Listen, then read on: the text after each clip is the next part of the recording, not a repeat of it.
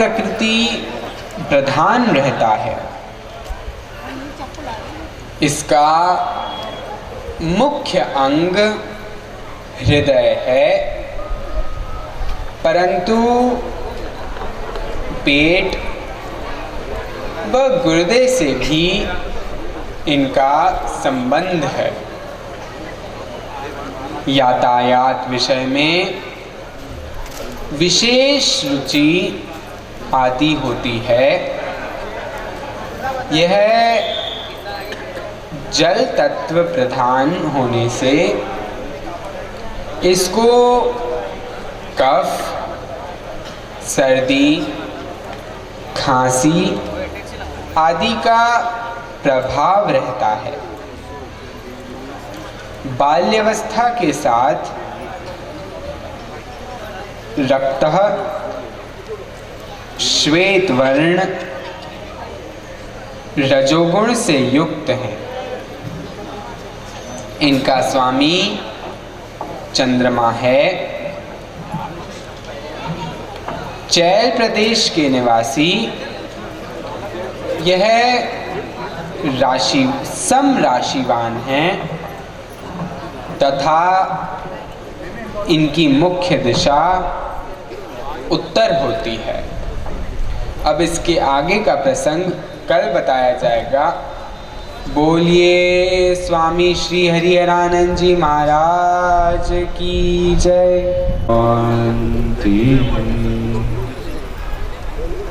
बोलिए भगवान श्री कृष्णचंद्र देव की जय। प्रसंग में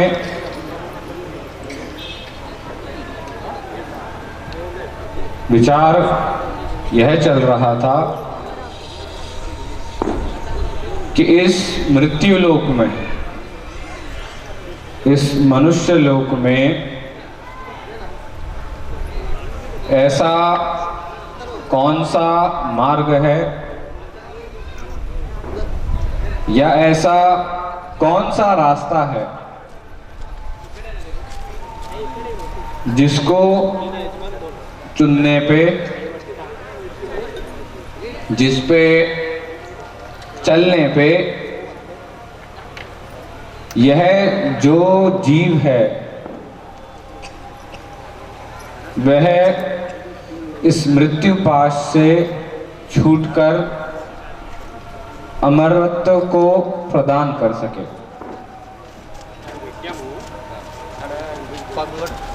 जिस प्रकार हमारे सप्त चिरंजीवी हैं, अश्वत्थामा बलि व्यासो हनुमानश्च विभीषण कृपा परशुरामश्च सप्तैते चिरंजीविका अष्टमं मार्कंडे च नवमं तो सदाशिव। अर्थात भगवान शिव को पकड़कर इस सृष्टि में, इस ब्रह्मांड में, इन तीनों लोकों में 9 चिरंजीव हैं। सबसे पहले भगवान शिव, फिर मार्कंडेय जी, हनुमान जी, परशुराम, कृपाचार्य, वेदव्यास, अश्वत्थामा, बलि और आखिर में विभीषण। भगवान शिव वे अनादि अनंत सर्वोपरि तथा इस जगत के संहार करने की ताकत रखते हैं। जो इस संहार में मृत्यु होती है उसके अधिपति भगवान शंकर हैं। परंतु मृत्यु के अधिपति होने के साथ साथ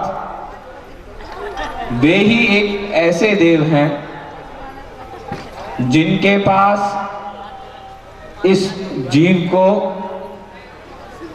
इस मनुष्य को अमरत्व प्रदान करने की ताकत है। वे ही एक ऐसे देवता हैं जिनके अंतर्गत, जिनकी सेवा से, उपासना से, साधना से, जिनकी निष्ठा के द्वारा यह जो मनुष्य है वह मृत्यु लोक में रहकर भी चिरंजीवी बन सकता है। अब बताते हैं कि किस प्रकार ये जो सप्त चिरंजीवी हैं, इन्होंने कौन सी साधना करी, कौन सी उपासना करी, क्या कारण बना कि ये चिरंजीवी हुए, तो इनकी व्याख्या करते हैं। सर्वप्रथम मार्कंडेय जी के बारे में जानते हैं। कहते हैं कि एक बार पुराण के उत्तराखंड में वर्णन किया गया है कि एक बहुत ही तेजस्वी, परम तपस्वी महर्षि मृकुंड ऋषि थे,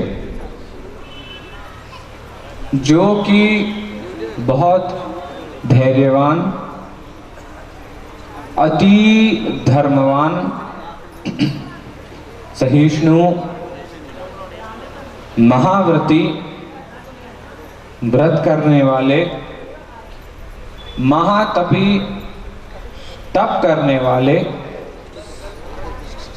और भगवान शिव के अनन्य भक्त थे।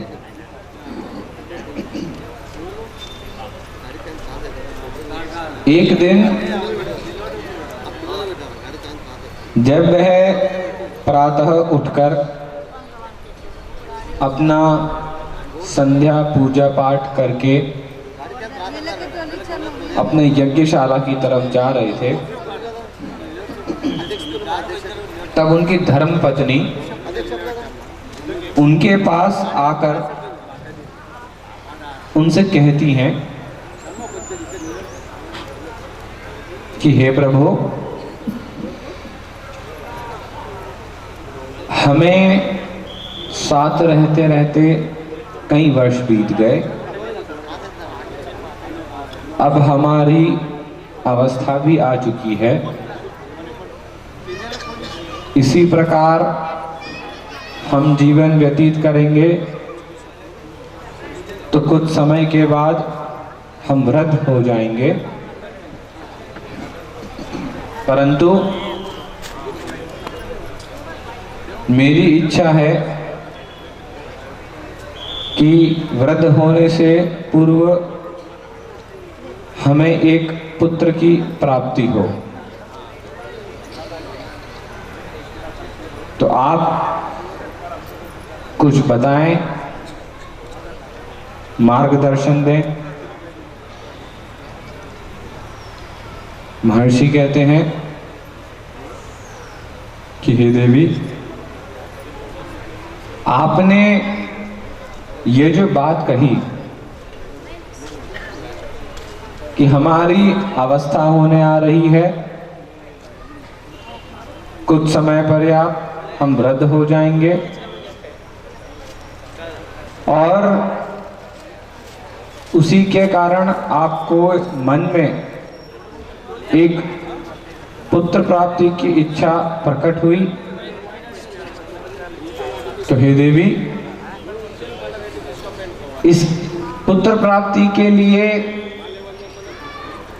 हमें जप तप करना पड़ेगा और उस जप तप के लिए आपको भी हमारा साथ देना पड़ेगा। इस प्रकार जब महर्षि ने ऐसा कहा तो उनकी धर्मपत्नी उनकी बात को सुनकर समझकर हाथ जोड़कर कहती हैं कि हे देव, आप जब भी बोलेंगे, जब कहेंगे, जिस समय, जिस वक्त, जिस नक्षत्र पे, जिस दिन बोलेंगे, मैं तैयार हूं, मैं आपके साथ चल पड़ूंगी। यह सुनकर महर्षि कहते हैं कि ठीक है, वक्त आने पर मैं तुम्हें बताऊंगा। धीरे धीरे कुछ दिन व्यतीत हो गए। जब समय आया तो अपने पत्नी के साथ महर्षि मृकंडु वन में जप करने के लिए चले गए। उनकी इच्छा थी कि मैं भगवान को प्रसन्न कर अपने इस मन की इच्छा को पूर्ण करूं। उससे भगवान शिव देवी पार्वती के साथ प्रसन्न होकर उनके समक्ष प्रकट होते हैं। ओम शुभं भवतु कल्याणं आरोग्यं धन संपदं शत्रुबुद्धि विनाशाय पूजादीप नमोस्तुते पद्मनि जीवनायकम् यावत् पूजां करिष्यामि तावत् त्वां सुस्थिरो भव। ओम नमो स्वनन्ताय सहस्रमूर्तये सहस्रपादास्य चिरोरुबाहवे सहस्रनाम्ने पुरुषाय शाश्वते सहस्रकोटियुगधारिणे नमः। ओम गुरुर्ब्रह्मा गुरुर्विष्णु गुरुर्देवो महेश्वरः गुरुः साक्षात् परब्रह्मा तस्मै श्री गुरवे नमः। तस्मै श्री गुरवे नमः। ओम ध्यानमूलं गुरोर्मूर्तिं पूजामूलं गुरोर्पदं मंत्रमूलं गुरुर्वाक्यं मोक्षमूलं गुरुः कृपा।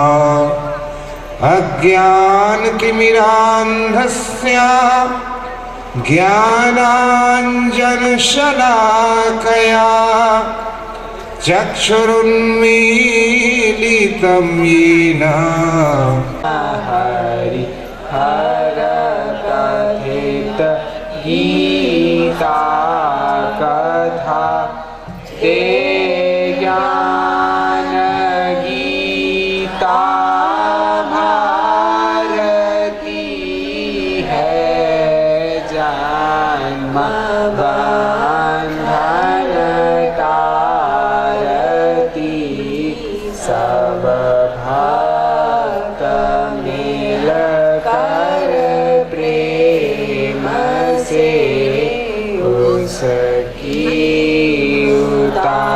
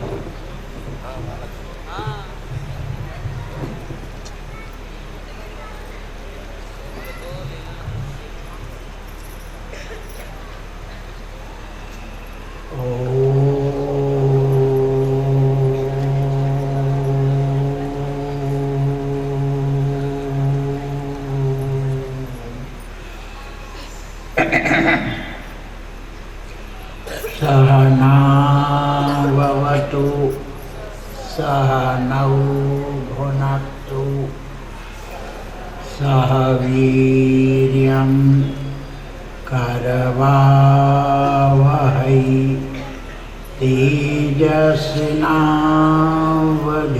तेजस्विनावधीतमस्तु मा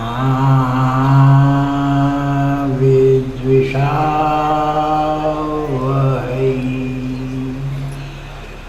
ओम शांति शांति शांति। बोलिए भगवान श्री कृष्णचंद्र देव की, गीता मात की, स्वामी श्री हरिरानंद जी महाराज की। जैसा कि आप सबों को ज्ञात है, आजकल मीनार्क के होलिका के जो 8 दिन हैं, ये सारे दिन तंत्र विद्या में, संकल्प विद्या में, कामना पूर्ति में प्रसिद्ध माने गए हैं। इसका विधि विधान जैसे कल बताया गया था कि आप अपने संकल्प के अनुसार, अपने मनोरथ के अनुसार, अपनी कामना के अनुसार जो सामग्री और जो संकल्प, इसमें 2 वस्तु की प्रधानता है, सामग्री और संकल्प। सबसे बड़ी बात श्रद्धा, निष्ठा, विश्वास, भक्ति, उसमें क्रिया के रूप में वो उत्तम भी हो जाता है और बिना भाव के, बिना निष्ठा के, बिना विश्वास के क्रिया दूषित भी हो जाती, असफल भी हो जाती। जो हम क्रिया करते हैं उस क्रिया में प्रधानता हमारे भाव की है, हमारी श्रद्धा की है, हमारी निष्ठा की है। बहुत अनन्य भाव है, बहुत तगड़ा विश्वास है, बहुत जबरदस्त श्रद्धा है और निष्ठा के साथ कर रहे हो तो ये पुष्प है। इस पुष्प को अगर श्रद्धा नहीं है, निष्ठा नहीं, बस हमको करना है, ऐसा करने से काम होगा, ऐसे फेंक दिया। कोई ऐसे फेंक देते हैं और कोई जिसमें भाव होता है, जिसमें निष्ठा होती है, श्रद्धा होती है, परमेश्वर के प्रति विश्वास होता है, वो उस वस्तु को बहुत आराम से उठा के हाथ सीधा करेगा, सीधा करके और अर्पण करेगा। भाव से वो वस्तु फेंकी जाती है और भाव से वो वस्तु अर्पण की जाती है। जब आप उस वस्तु को अर्पण करते हैं, समर्पण करते हैं, भाव देते हैं, तो आपके संकल्प में सिद्धि आती है, आपके संकल्प में ताकत आती है, आपके संकल्प की शक्ति आती है और वो उस क्रिया के साथ जुड़ करके आपके भाग्य को बदलने की ताकत रखती है। यदि आपने बस ऐसा करने से हो जाएगा और ऐसा फेंक दिया, तो निष्ठा नहीं, प्रेम नहीं, भाव नहीं, विश्वास नहीं, वो क्रिया कमजोर पड़ जाती है, दूषित हो जाती है और वो श्रेष्ठता की जगह वो सामान्यता को प्राप्त कर लेती है। इसके साथ साथ जो हम ये विधि कर रहे हैं, इसकी 3 क्रियाएं हैं। पहली क्रिया हमारा संकल्प, हमारा मनोरथ। दूसरी जो हम क्रिया करके, परिक्रमा करके, भाव दे के, सामग्री रख के समर्पण करते हैं। समर्पण के बाद जब दहन होता है, जब होली का दहन होता है, उस समय की जो क्रिया है, जो विधि है, जो जप है, जो ध्यान है, जो मुद्रा है, जो अग्नि स्थापना है, जो चंद्र दर्शन है, अग्नि दर्शन है, मंत्र दर्शन है, उससे हमारे संकल्प को बल मिलता है, ताकत मिलती है, शक्ति आती है। फिर ये सारी क्रिया के बाद तत्फलम, तत्मधुफलम, फिर उसका जो फल है वो दूसरे दिन भस्मोद्धूलन में होता है।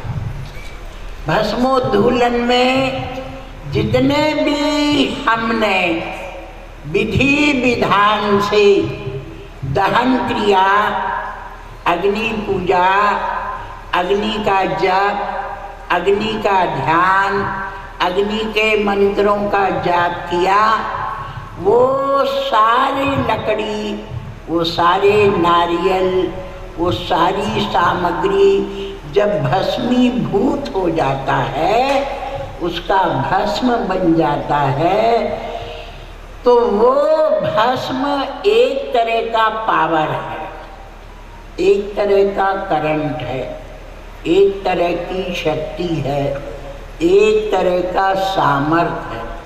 फिर उस भस्म को लेके और फिर उसका विधि विधान दूसरे दिन चलता है।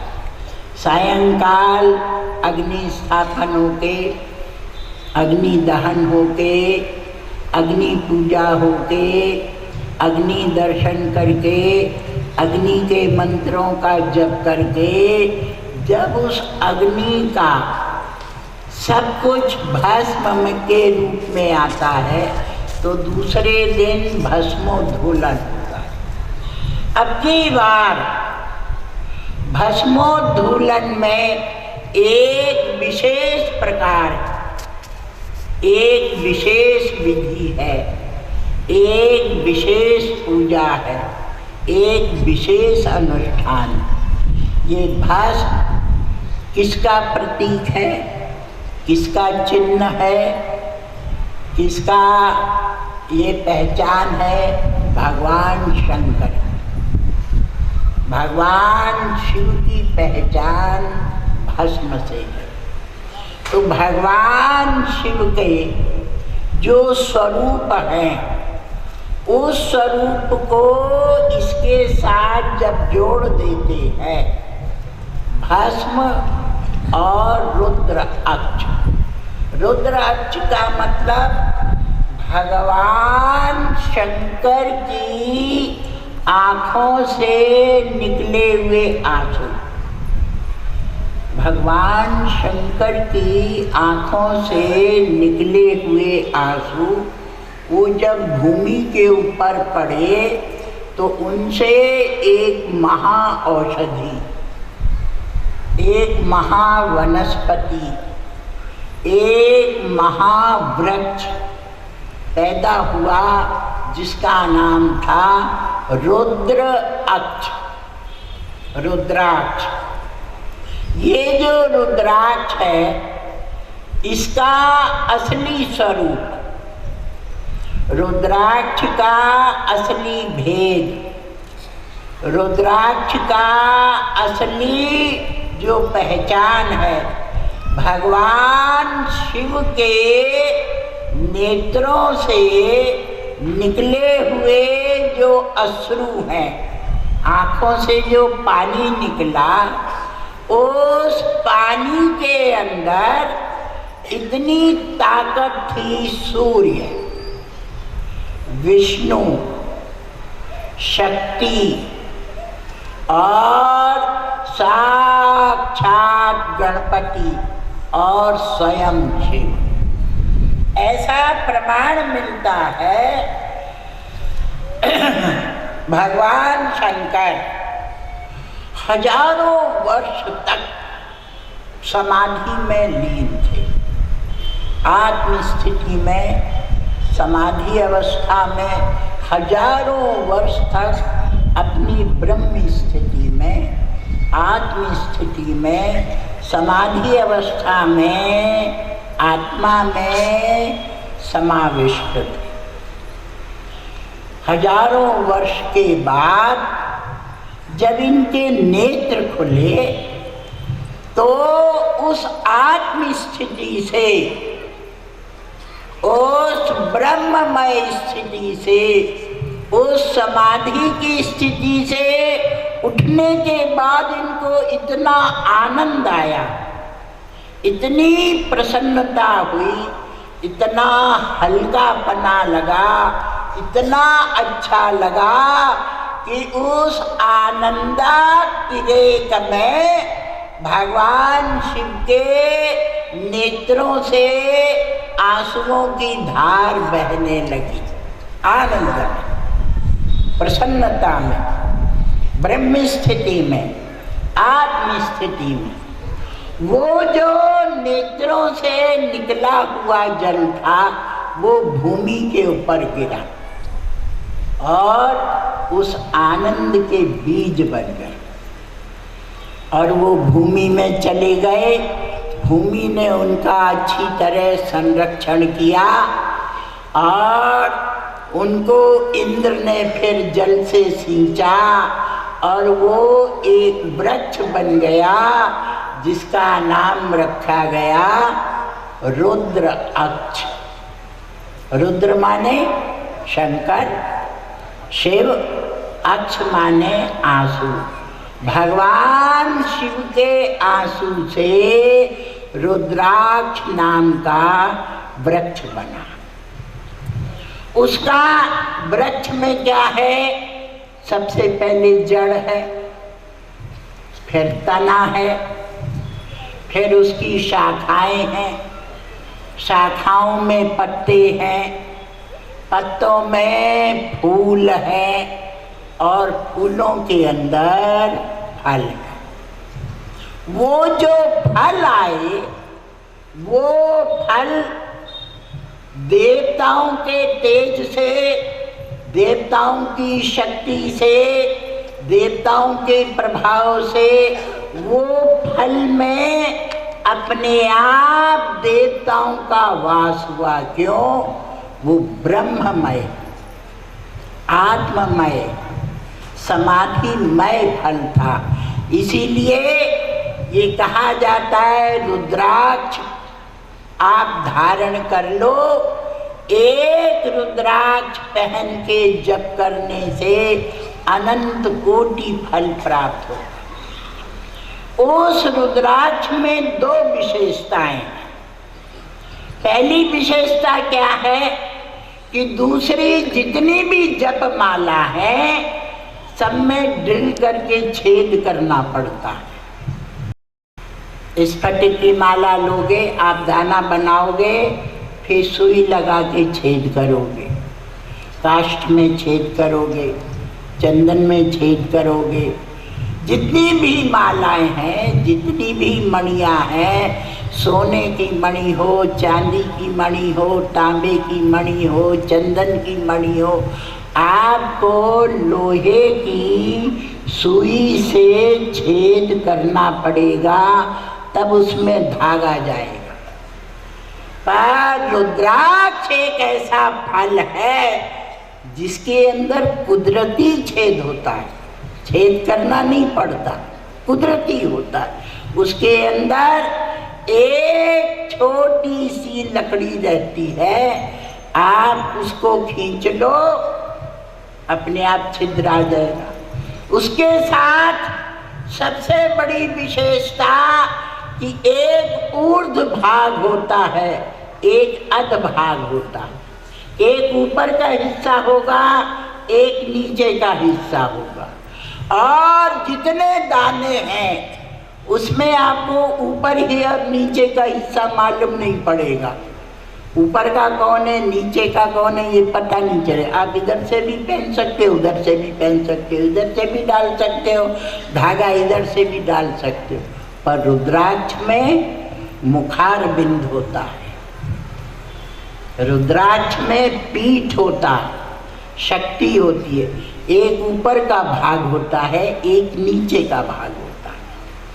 तीसरी विशेषता, रुद्राक्ष के अंदर एक प्रकार का किरण रहती है। जैसे सूर्य से किरण निकलती है, ऐसे ही रुद्राक्ष के दाने में किरणें निकलती हैं, और वो किरणें मुखार बिंदु से होके और नीचे पीठ तक आती। जैसे पंचमुखी रुद्राक्ष है, उसमें 5 धाराएं हैं। पांचों धाराएं मुख से चलेंगी और नीचे पीठ पे आके खत्म हुई। एक एक धारा में एक एक देवता का वास माना गया। इसीलिए ये जो पंचायतन है, ये जो पंचशिरा है, ये जो पंचमुखी है, ये जो पंचधारा है, ये जो पंचानना है, अर्थात 5 धारा। पहली जो धारा है उसमें गणपति का वास है, जिसका कार्य है बुद्धि देना, निर्विघ्नता दूर करना और अनुभव देना, कार्य सिद्धि करना और आदि। माने यहाँ से प्रारंभ होता है। जो पहली धारा है वो गणपति की मानी जाती है, जो जल का अधिपति है। सारे ब्रह्मांड का जल केवल गणपति ही सारे संसार में भेजते हैं। जल के अधिपति होने से, प्रारंभिक क्रिया होने से, बुद्धिदाता होने से, निर्विघ्न करता होने से, जो पंचमुखी रुद्राक्ष की पहली धारा है वो गणपति के रूप में देखी जाती है, जो बुद्धि को प्रदान करने वाले और विघ्नों का निवारण करने वाले। दूसरी धारा, गणेश के बाद अंबिका। आप वेद में जब चलेंगे ना तो वेद में कैसे मंत्र आते हैं, गणानान्ता गणपति गुं हवामहे प्रजानान्ता प्रियपति गुं आएगा। फिर उसके बाद अम्बे अंबिके अम्बालिके नमानयति कश्चन। फिर अम्बा, जो दूसरी धारा है वो शक्ति है, वो ताकत है, वो दुर्गा है, वो तेज है, वो तप है, वो बल है। बल के रूप में, शक्ति के रूप में, सामर्थ्य के रूप में जो दूसरी धारा है, जो दूसरा मुख है, जो दूसरी पंक्ति है, वो दुर्गा की मानी जाती है। पहले गणपति, गणपति के बाद दुर्गा, दुर्गा के बाद है नारायणम नमस्कृत्यम नरम चैव नरोत्तमम, जो उसकी तीसरी धारा है, जो तीसरी पंक्ति है, जो तीसरी लाइन है, जो तीसरी मुख से पीठ तक आती है, वो नारायण माने जाते हैं, विष्णु माने जाते हैं, जो अवतार लेकर के धर्म की स्थापना करते हैं, जो सामर्थ्य देते हैं, जो पालन की शक्ति देते हैं, जो मनुष्य को सशक्त बनाते हैं। पहले में गणपति, दूसरे में अंबिका दुर्गा, तीसरे में विष्णु, चौथे में सूर्य।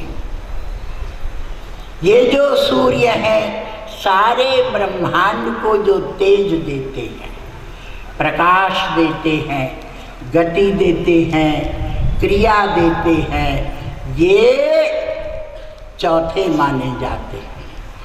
उनकी आराधना, उपासना, ताकत मनुष्य को आरोग्यता प्रदान करती है, मनुष्य को तेज देती है, मनुष्य को गति देती है, मनुष्य को कर्म देती है।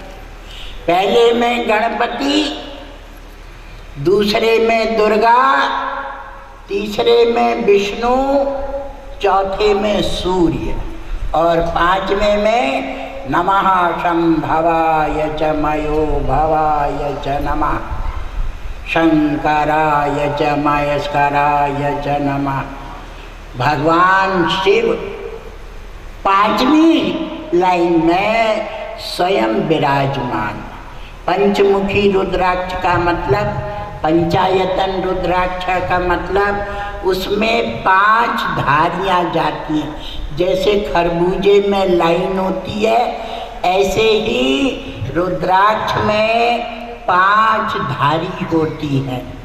एक में गणपति, दूसरे में दुर्गा, तीसरे में विष्णु, चौथे में सूर्य और पांचवें में साक्षात शिव शंभु स्वयं विराजमान रहते हैं। ये अगर हम धारण करते हैं तो धारण का नियम है, धारण का नियम है जो उसका मुखार बिंद है वो ऊपर रहना चाहिए और जो उसका पीठ का भाग है वो नीचे रहना चाहिए। जब भी उसको पिरोएंगे तो मुख के ऊपर से धार लग जाती है, उसको धारण किया, आपने पंचदेव पहन लिए, आपके पास 5 पावर आएंगे, 5 शक्तियाँ आएंगी, 5 विशेषता आएंगी। ये आपकी भस्मोद्धूलन में आपको ये रुद्राक्ष लेकर के जिस समय अग्नि का प्रज्वलन हो उस समय हाथ में लेके उसको सिद्ध करना और उसको भस्मोद्धूलन में सिद्ध करना। फिर उसको आप धारण करो, जप करो, संकल्प करो और अपने कार्य की सिद्धि करो। कल कथा में बताया गया था, उद्धरेदात्मनात्मानं नात्मानाम् अवसादयेत्, आत्मैव ह्यात्मनो बन्धुरात्मैवा रिपुरात्मनः, बन्धुरात्मात्मनस्तस्य येनात्मैवात्मना जिता। है परम बंधु है, परम हितैषी है, आपका अपना है। और यदि आपने संस्कार नहीं रखा, ज्ञान नहीं रखा, बोध नहीं रखा, समझदारी नहीं रखी तो यही मन आपका परम शत्रु है, आपका द्वेषी है, आपको नीचे गिराने वाला है, आपको नीचे ले जाने वाला है। मन ही आपका मित्र है और मन ही आपका शत्रु है। यदि आप ज्ञान का सहारा लेते हैं, यदि आप ज्ञानवान बनते हैं तो मन आपका मित्र है। और यदि आप भौंदू रहते हैं, अज्ञानी रहते हैं, मूढ़ रहते हैं, अनभिज्ञ रहते हैं, बुद्धि का उपयोग नहीं करते, तो ये मन आपका शत्रु है, आपका द्वेषी है, आपको नीचे ले जाएगा। मन का मित्र होना और मन का शत्रु होना ये किस बात पे आधारित है? केवल ज्ञान पे, केवल संस्कार पे। अगर आप समझदार हैं, ज्ञानवान हैं, तो मन को अपने बांध के रखेंगे, मन के ऊपर नियमन करेंगे, मन को अपने वश में रखेंगे, मन को संयम में रखेंगे। आपकी बुद्धि श्रेष्ठ रहेगी। जैसा बुद्धि कहे ऐसा मन चले तो वो ज्ञानवान है। और जो मन के हिसाब से चलता है, मन ने आपको नचाया और आपने मन के कहने से नाचना शुरू कर दिया, तो परिणाम क्या होगा कि ये मन आपको विषयों में ले जाएगा, भोगों में ले जाएगा, नीचे डाल देगा। आज ये वस्तु चाहिए, कल ये वस्तु चाहिए, फिर ये वस्तु चाहिए, फिर ये वस्तु चाहिए। ये मन आपको नचाता रहेगा और आप मन के हिसाब से नाचते रहोगे, नाचते रहोगे, अंत में खड्डे में लाके छोड़ देगा। और यदि विज्ञान सारथिरयस्तु, यदि आप ज्ञानवान हैं, यदि आप संस्कारी, यदि आप बुद्धिमान हैं, तो मन को थाम के रखोगे, मन के ऊपर निरोध करोगे, मन को बुद्धि के द्वारा समझाओगे कि ये सही है, ये गलत है, ये करना है, ये नहीं करना है, ये मार्ग श्रेष्ठ है, ये मार्ग श्रेष्ठ नहीं। ये मन ज्ञान से, मन बुद्धि से, मन विवेक से, मन को अपनी समझदारी से बांधो, मन को रोको, मन का नियमन करो, मन को संयम में रखो। और जो उचित मार्ग है, जो सही मार्ग है, जो श्रेष्ठ मार्ग है, जो शास्त्रीय मार्ग है, उस मार्ग के ऊपर चला। भगवान कहते हैं बंधुरात्मात् मनस्तस्य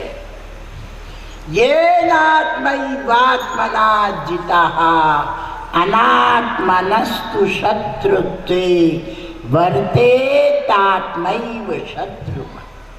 ये ध्यान रखो, ये अच्छी तरह समझ लो। जिसने ज्ञान के द्वारा, विवेक के द्वारा अपने मन को बांध लिया, अपने मन का नियमन कर लिया, अपने मन को वश में कर लिया, ये मन उसका बंधु है, ये मन उसका मित्र है, ये मन उसकी बुद्धि से, ज्ञान से श्रेष्ठ मार्ग के ऊपर चलने वाला है। और यदि ज्ञान का सहारा नहीं लिया, बुद्धि का सहारा नहीं लिया, मन के कहने से आप भटकते रहे, मन के कहने से आप चलते रहे, मन आपको उछाल उछाल के ऐसे गर्त में डालेगा जहाँ से आप उठ भी नहीं पाओगे। वो मन आपके साथ शत्रुता का व्यवहार करेगा। आपको पतित बना देगा, आपको स्वच्छंद बना देगा, आपको उद्दंड बना देगा, आपको भोगी बना देगा, विषयी बना देगा, रजोगुणी बना देगा।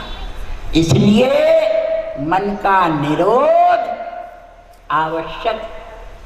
मन के निरोध के लिए ज्ञान, संस्कार, उत्तमता, श्रेष्ठ आचरण बहुत आवश्यक है, जिसके लिए कल प्रसंग बताया गया था कि ज्ञान होने से, बुद्धि होने से, विवेक होने से मनुष्य में ऊंचे संस्कार आते हैं। बहुत माताएं पूछती हैं संस्कार का मतलब क्या? हम नहीं समझ पाते हैं संस्कार का क्या मतलब होता है। संस्कार पता है किसको कहते हैं? दृष्टांत देते हैं। संस्कार का मतलब जैसे आप जंगल में जाते हैं, उस जंगल के अंदर जगह जगह पौधे हैं, बेल है, लता है, छोटा पेड़ है, घास है, कंकड़ है, पत्थर है, मिट्टी है, ये सारा है। आप वहाँ ना खड़े रह सकते हैं, ना वहाँ आप बैठ सकते हैं, ना वहाँ आप क्रिया कर सकते हैं। अब उस जंगल के उस स्थान में जहाँ घास भी है, छोटे छोटे पौधे भी हैं, लता भी है, पेड़ भी है, कांटे भी हैं, धूल मिट्टी भी है, ईंट रोड़े पत्थर भी पड़े हैं। ये जंगल जैसा है जिसका उपयोग नहीं किया जा सकता।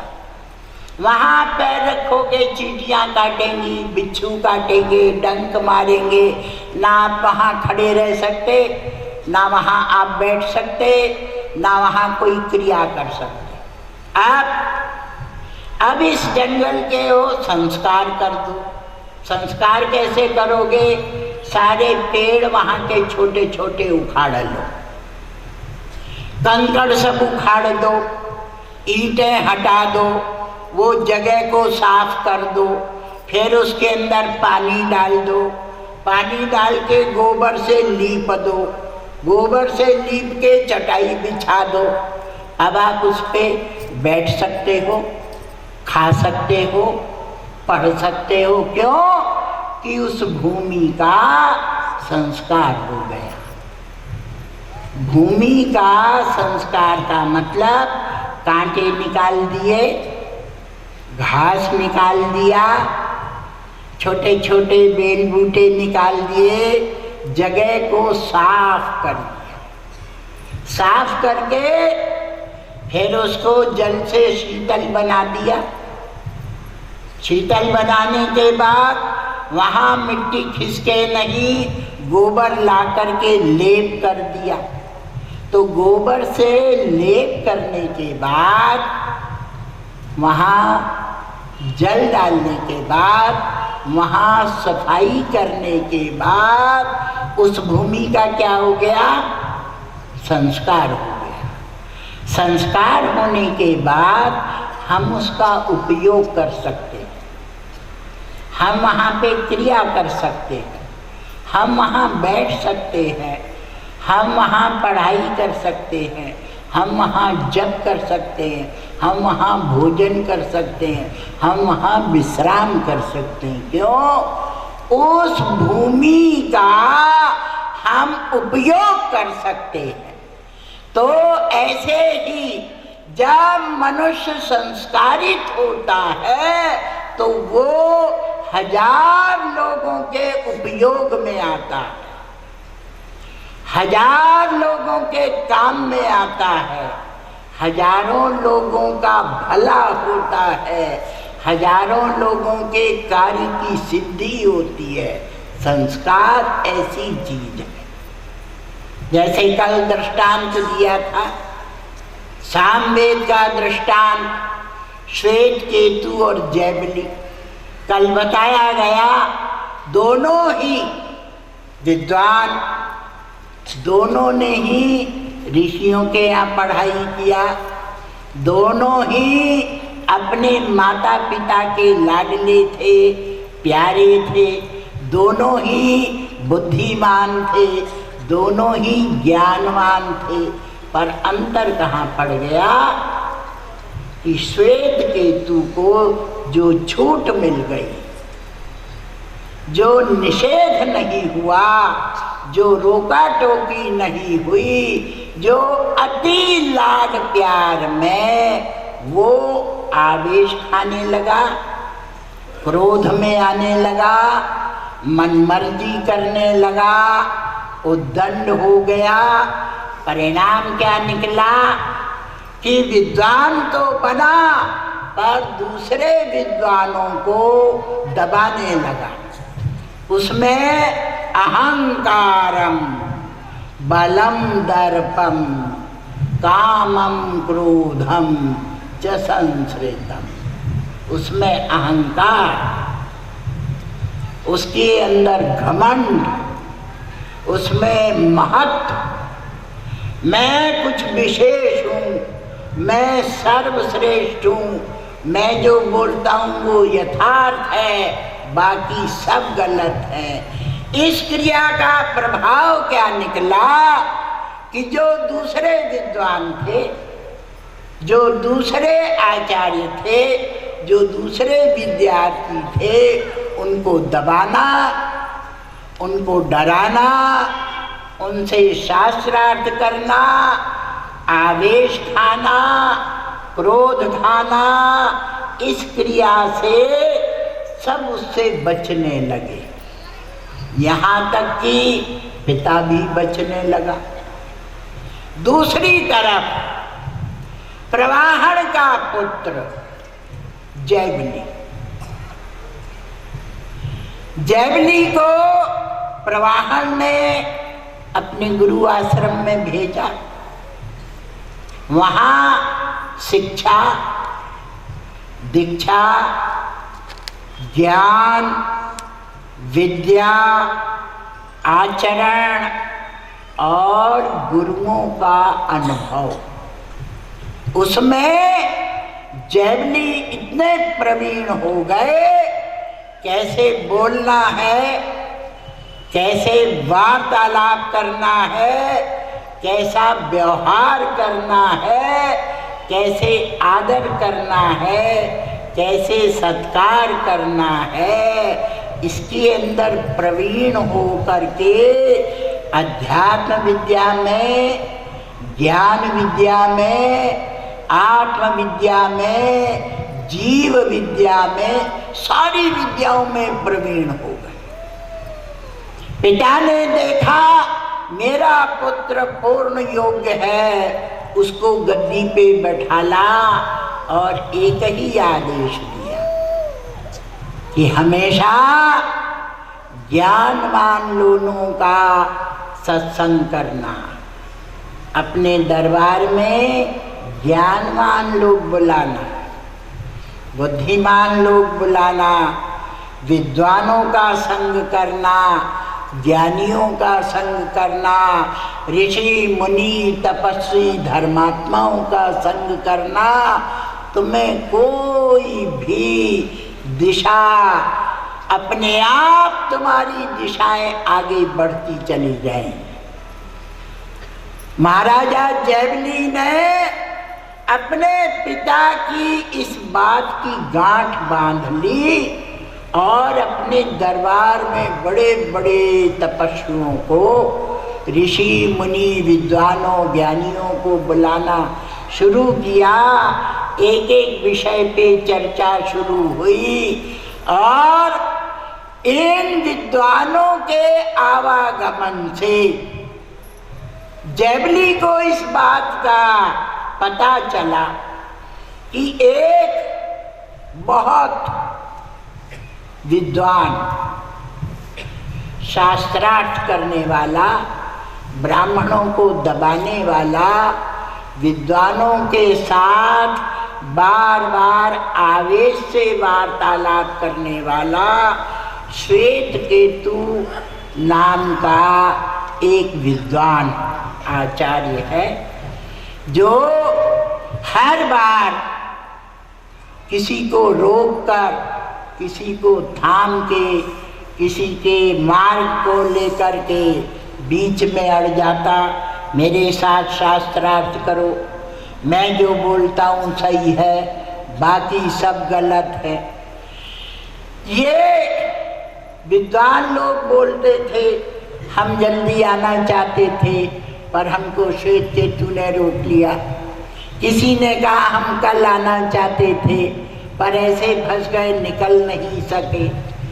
इनको ये अंदाज हो गया कि श्वेत केतु के कारण ब्राह्मण लोग, विद्वान लोग, ऋषि लोग बहुत परेशान, बहुत दुखी है और उनसे का प्रयास करते रहते।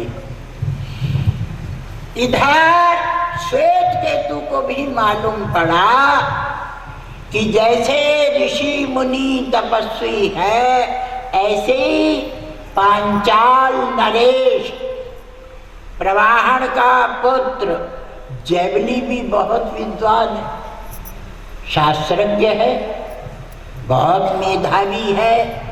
उसके दरबार में बड़े बड़े ऋषि मुनि जाते हैं, बड़े बड़े तपस्वी जाते हैं, बड़े बड़े ज्ञानी जाते हैं। संयोग से एक बार विद्वानों से शास्त्रार्थ करते करते एक ने बोला, हमको बार बार दबाते हो, हमको बार बार नीचा दिखाने की कोशिश करते हो, जरा जैवली के पास जाओ तो तुम्हें मालूम पड़े विद्वता क्या। ये बात श्वेत केतु के दिल में चुभ गई और उसने निर्णय किया, मैं अभी जाता हूँ पंजाब, अभी निकलता हूँ और देखता हूँ ये जैवली कौन है, कितना ज्ञाता है, कितना विद्वान है, कितना पंडित है, क्या क्या सीखा इसने, मैं जाके पता करता हूँ। पर घर जाके पिता माता को सूचना देके तब मुझे जाना चाहिए।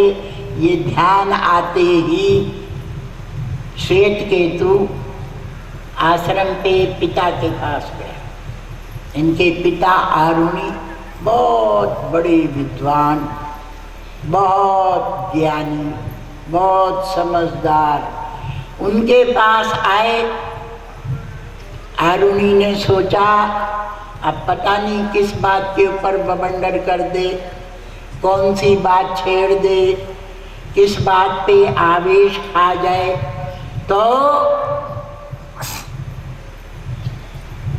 श्वेत केतु ने कहा, पिता मैंने सुना है पांचाल नरेश का पुत्र जैवली बहुत विद्वान है, बड़ा ज्ञानी है, मैं उसको देखने वाला हूँ, मैं उसके साथ शास्त्रार्थ करने वाला हूँ। पिता ने कहा, बेटा तू तो पढ़ा लिखा है, तू विद्वान है और तूने पूर्ण शिक्षा प्राप्त कर लिया, अवश्य जाना चाहिए, जरूर जा।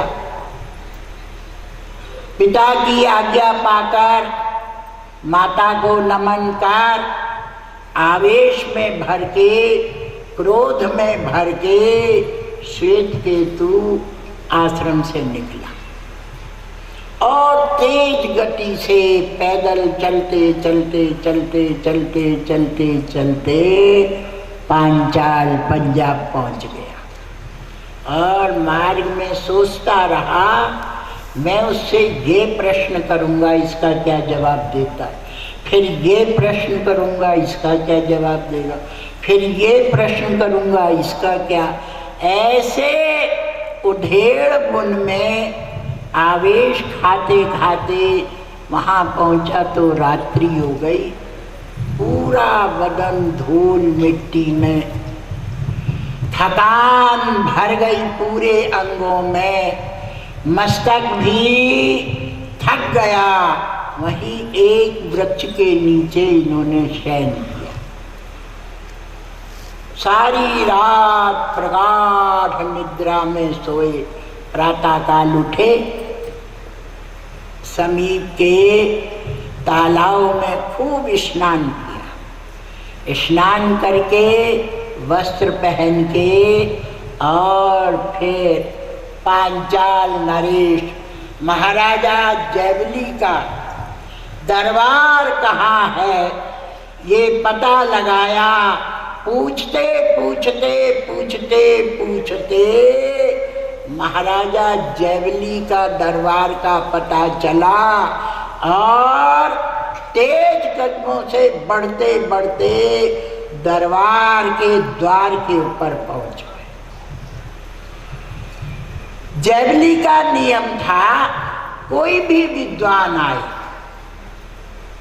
कोई भी ऋषि आए, कोई भी ब्राह्मण आए, महाराजा जयवली अपने मंत्री, सेनापति, पुरोहित, आचार्य पूरे दरबार के साथ उठते थे, हाथ में जल लेते थे, पूजन की सामग्री लेते थे और द्वार पे ही उन ऋषि मुनियों का आदर सत्कार करते थे और आदर सत्कार करके लाते थे। उनका एक ये स्वाभाविक रूटीन बना हुआ। जैसे श्वेत केतु द्वार पे पहुंचा, द्वार पे पहुंचते ही जयवली को मालूम पड़ा। जयवली ने मंत्री, सेनापति, पुरोहित, आचार्य पूरे दरबार के साथ उठे, पात्र में जल लिया, दीपक जलाया, पूजन सामग्री ली, सबको लेके जय जयकार करते हुए द्वार पे आए और श्वेत केतु के चरणों को धोया। फिर श्वेत केतु का पूजन किया, फिर आरती उतारी, माला पहनाई और बहुत प्रेम से, बहुत आदर से, बहुत विनम्रता से कहा, आप अंदर पधारें, हमारा अहो सौभाग्य है, हम महाभाग्यशाली हैं, आपका यहाँ पदार्पण हुआ, आप हमारे यहाँ पधारे, आपने हमको दर्शन दिया, आप अपना आसन ग्रहण करें। ऐसा कह के मंत्री, सेनापति, आचार्य सबके साथ श्वेत केतु को लेके आए और दरबार में जो उत्तम आसन था, बड़ा सिंहासन था, उसके ऊपर श्वेत केतु को बैठाला। बैठाल के ये स्वयं हाथ जोड़ के खड़े हो गए। क्यों? जो भी ऋषि आता था, जो भी तपस्वी आता था, उसके साथ ऐसे ही व्यवहार करते थे। ये हाथ जोड़ के खड़े हो जाते, फिर जो सिंहासन पे बैठा हुआ ऋषि मुनि तपस्वी है, वो आदेश देता था, राजन अब आप अपने सिंहासन पे बैठे, आप भी विराजमान हो, आप भी बैठें और फिर हम वार्तालाप करेंगे। ये परंपरा इनकी पूर्व काल से चली आ रही। यहाँ क्या हुआ?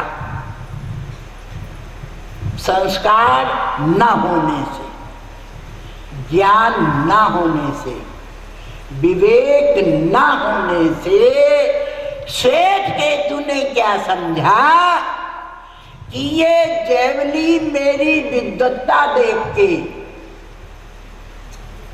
मेरा प्रभाव देख के, मुझे देख के डर गए और डर के मारे दरबार के साथी उतर आए और मुझे खुश करने के लिए मेरे पैरों को धोया इन्होंने और मैं इनसे कुछ पूछूं नहीं, इसलिए मेरी पूजा किया। और आगे मैं चुप रहूं तो मुझे माला पहना दिया और अब लाके ऊंचे आसन पे बैठा दिया। ये घमंड में, अभिमान में, अंदर मैं कुछ हूं, इन्होंने राजा की तरफ देखा ही नहीं। राजा नीचे खड़ा है, महाराजा जयवली हाथ जोड़ के इनकी आंखों में देख रहे हैं कि जब ये बोलेंगे कि राजन आप बैठो तब मैं बैठूंगा। वो हाथ जोड़े खड़े हैं और ये ऊपर मुंह करके इधर देख रहे हैं, इधर देख रहे हैं, इधर देख रहे हैं, इधर देख रहे हैं, इधर देख रहे हैं। कहते हैं एक घड़ी माने 24 मिनट गए। 24 मिनट तक, एक घड़ी व्यतीत होने तक, जब श्वेत केतु ने देखा ही नहीं, तब हाथ जोड़ के जयवली ने कहा, कुमारानो त्वाशिषात् पिते त्यनुहि। हे कुमार, हे तपस्वी, हे ऋषि, हे विद्वान, आपसे मैं पूछता हूँ, क्या आपको आपके पिता ने शिक्षा दिया है, विद्या दिया है, ज्ञान दिया है?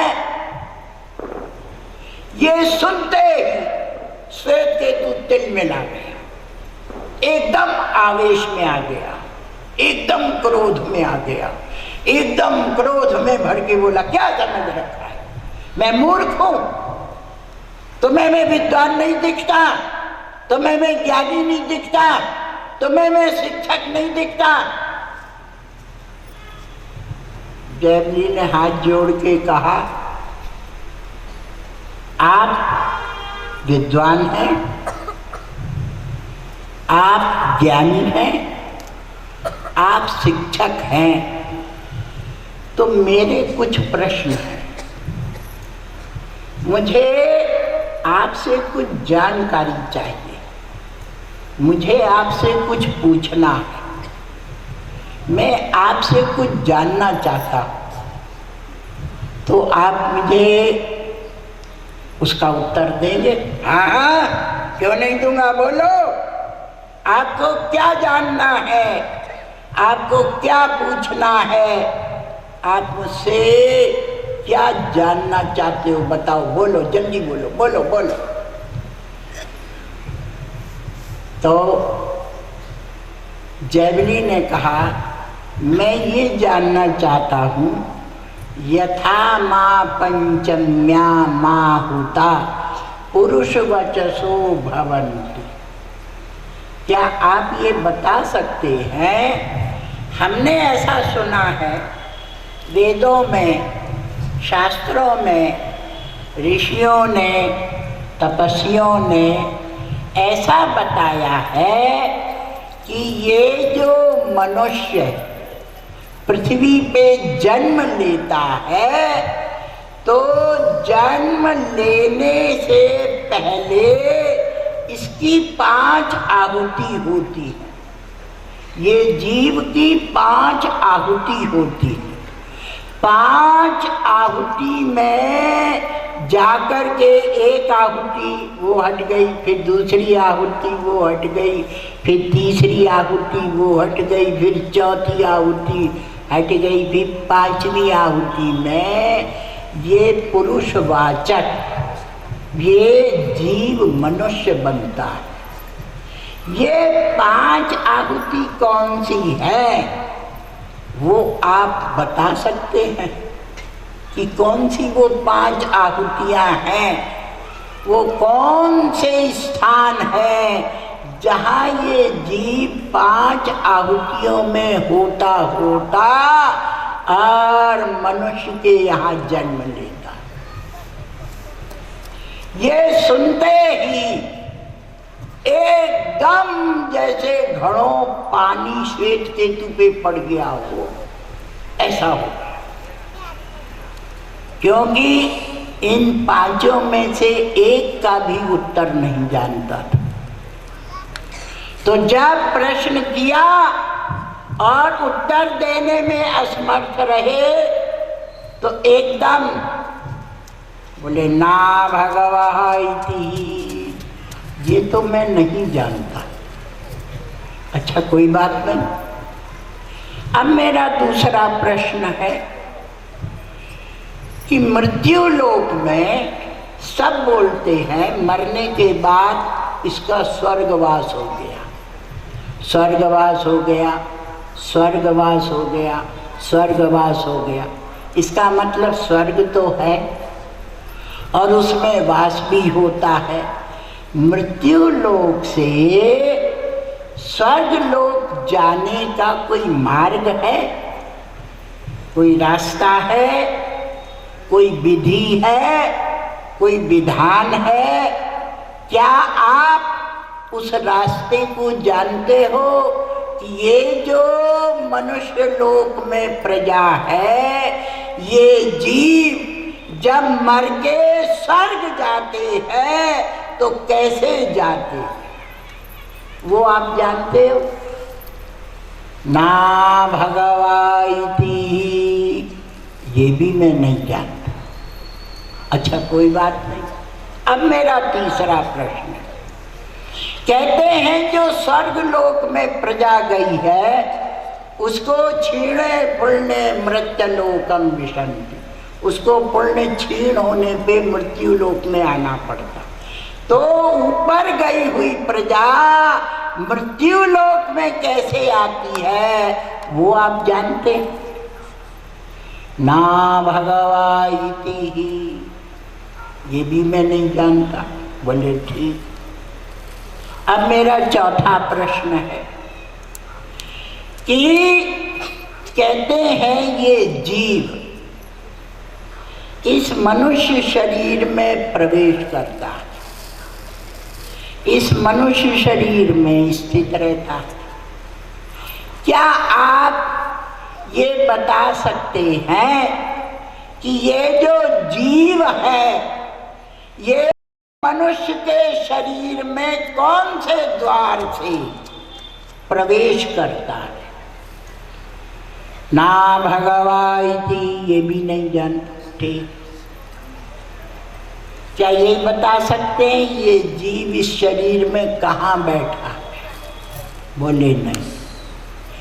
ये कहते हैं अच्छा ये बताओ, एक मनुष्य मर रहा है और एक मनुष्य जीवित बैठा है। जीवित मनुष्य के सामने मरने वाले मनुष्य का प्राण, जीव, आत्मा कहाँ से निकल के जाता है ये बता सकते हो? ना भगवा, ये भी नहीं जानते। ठीक। अब मेरा अंतिम पांचवा प्रश्न, कठोर देवयानस्य पितृयानस्य च व्यावर्तमानान्ति, क्या आप ये बता सकते हो कि देवयान मार्ग और पितृयान मार्ग, ब्रह्मलोक को जाने वाला मार्ग और स्वर्ग लोक को जाने वाला मार्ग, इन दोनों का कहाँ से विच्छेद हुआ है, कहाँ से अलग हुए हैं, ये कौन से रास्ते? ना भगवा इति, ये भी मैं नहीं जानता। इस पे महाराजा जयवली ने कहा, अठानो किमनो शिष्टो वो चथायो हिमानिना विद्वात कथग्वं सोनु शिष्टो ब्रुवीतेति।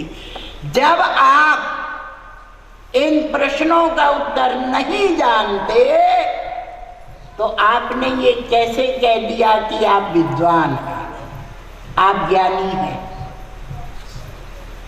और आपको सब कुछ बोध है और आपने शिक्षा प्राप्त की? कैसे कहते हैं जब आपको 5 में से 1 का भी उत्तर नहीं दे सकते? ये सुनते ही आज तक जो श्वेत केतु दूसरों पे चढ़ता था, दूसरों को बोलता था, दूसरों को वाद विवाद में हराता था, दूसरों से आवेश क्रोध में बात करता था, जैवली की बात सुनते ही एकदम दिल मिला गया और सीधा सिंहासन से नीचे कूदा और कूद के बोलता है, अभी मैं जा रहा हूँ, मुझे एक का भी उत्तर नहीं आता। आवेश में भर के, क्रोध में भर के, भुन भुनाता हुआ सिंहासन से नीचे कूदा, दरबार से बाहर निकला, द्वार से आया और अपने पिता पे गुड़गुड़ाने लगा।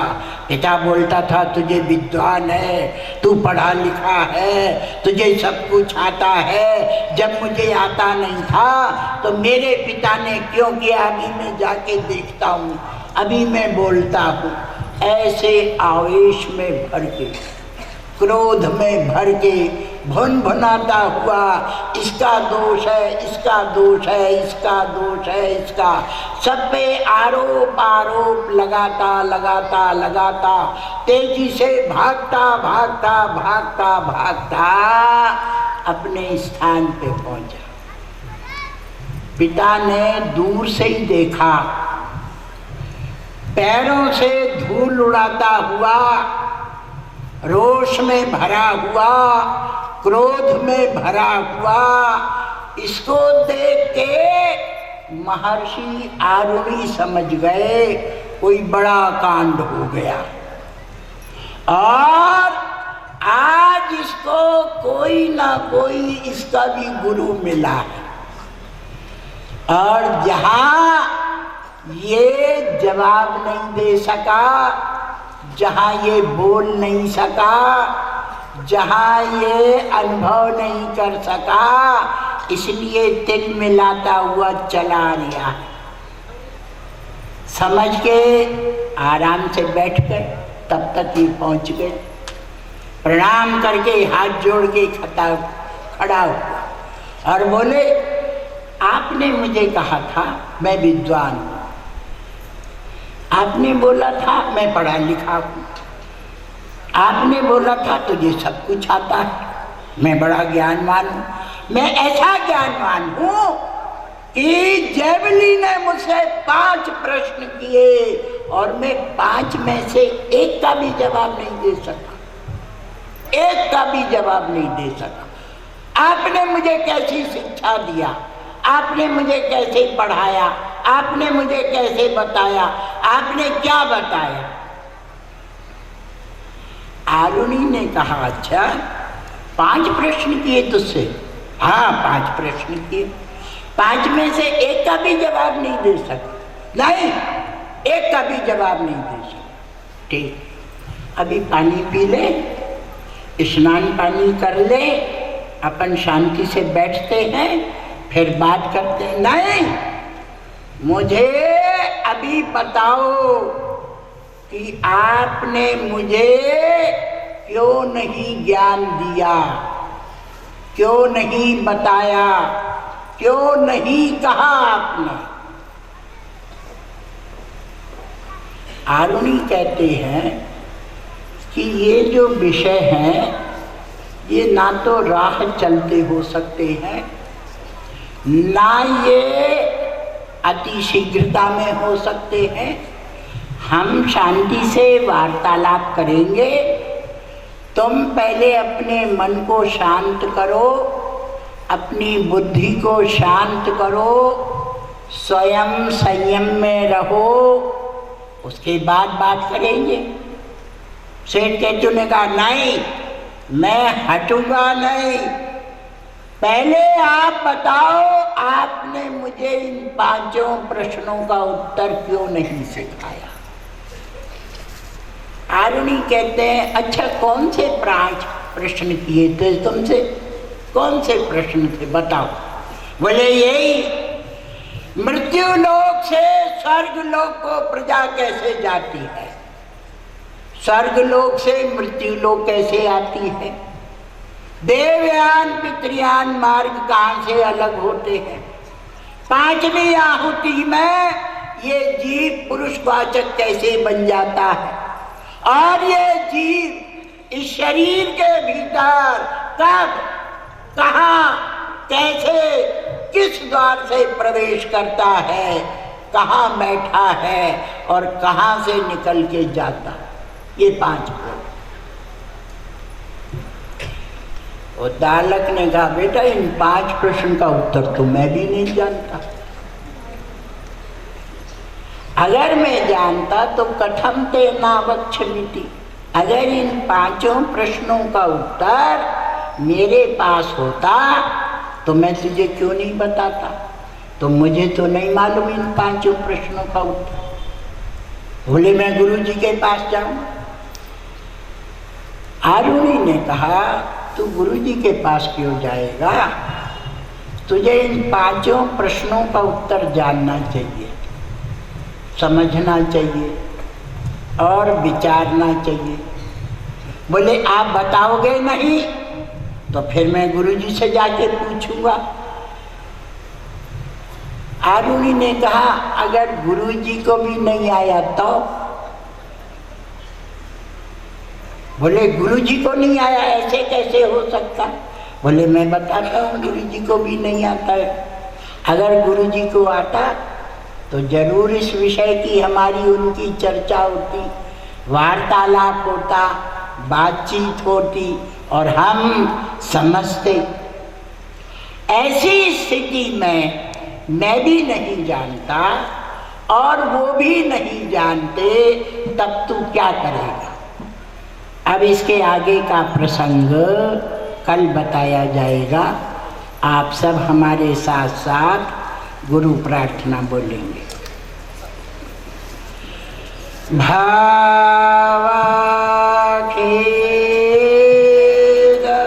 भांजना भक्तरंजना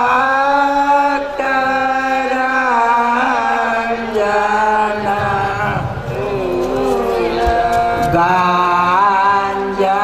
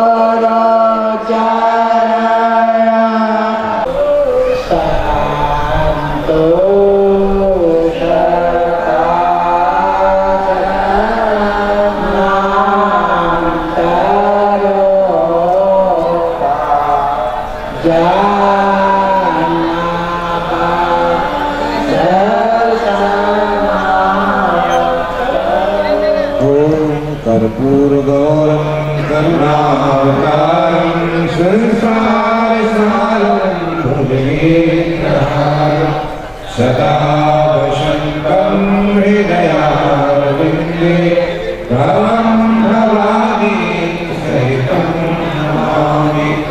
मङ्गलं भगवान् शम्भो मङ्गलं वृषभध्वजा मङ्गलं पार्वतीनाथ मङ्गलाय तनोहर मङ्गलं भगवान् विष्णु मङ्गलं गरुडध्वज मङ्गलं पुण्डरीकाक्ष मङ्गलाय तनोहरे मङ्गलं सद्गुरुदेवा मङ्गलं परिव्राजक मङ्गलं हरिहरानन्द मङ्गलाय तनोहरो काशी विश्वनाथ गंगे काशी अमरनाथ गंगे हर हर महादेव शंभो काशी विश्वनाथ गंगे हर हर महादेव शंभो काशी विश्वनाथ गंगे काशी विश्वनाथ गंगे काशी अमरनाथ गंगे हर हर महादेव शंभो काशी विश्वनाथ गंगे हर हर महादेव शंभो काशी विश्वनाथ गंगे काशी विश्वनाथ गंगे काशी अमरनाथ गंगे हर हर महादेव शंभो काशी विश्वनाथ गंगे।